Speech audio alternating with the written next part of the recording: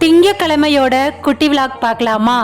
பையனுக்கு காலேஜ் இல்லை, ரிலாக்ஸாக எழுந்திருச்சு ஹாட் வாட்டர் குடிச்சிட்டு ஒரு 45 மினிட்ஸ் ஒர்க் அவுட் ஸ்டார்ட் பண்ணியிருக்கேன். ரொம்ப நாள் கழித்து ஸ்டார்ட் பண்ணியிருக்கேன். ஒர்க் அவுட்டை விட்டதுலேருந்து பேக் பெயின் அதிகமாகவே இருந்தது. கொஞ்சம் கொஞ்சமாக அப்படியே ஸ்டார்ட் பண்ணலாம். 10 நாள் செய்கிறது, அப்புறம் 10 நாள் விட்டுறது, இதே வேலையாக தான் இருக்குது. மார்னிங் பிரேக்ஃபாஸ்ட்டுக்கு சுண்டல் வேக போட்டுட்டு ட்ரை ஃப்ரூட்ஸ் நட் ஸ்மூதி, அது போல் பாதாம் பிசின் கொஞ்சம், சப்ஜா சீட் கொஞ்சம் சேர்த்துக்கிட்டேன். வெயிட் லாஸ்ன்னு இல்லை, நம்ம வெயிட் மெயின்டைன் பண்ணணும், இல்லை ஹெல்த்தியான ஃபுட் எடுத்துக்கணும் அப்படின்னீங்கன்னா ப்ரோட்டீன் ரிச் அதிகமாக இருக்கிற ஃபுட்டை நம்மளோட சாப்பாட்டில் அதிகமாக சேர்த்துக்கணும். அதனால தான் இந்த ட்ரை ஃப்ரூட்ஸ் நட் ஸ்மூதியும் சுண்டல்லையும் ப்ரோட்டீன் அதிகமாகவே இருக்குது. அண்ட் மத்தியானம் லஞ்சுக்கு பார்த்தீங்கன்னா கொஞ்சம் போல் சாதம், மொச்சப்பயிர் குழம்பு, வெண்டைக்காய் பொரியல், 2 முட்டை போட்டு ஆம்லேட். இதுதான் என்னோட லஞ்ச் பிளேட்.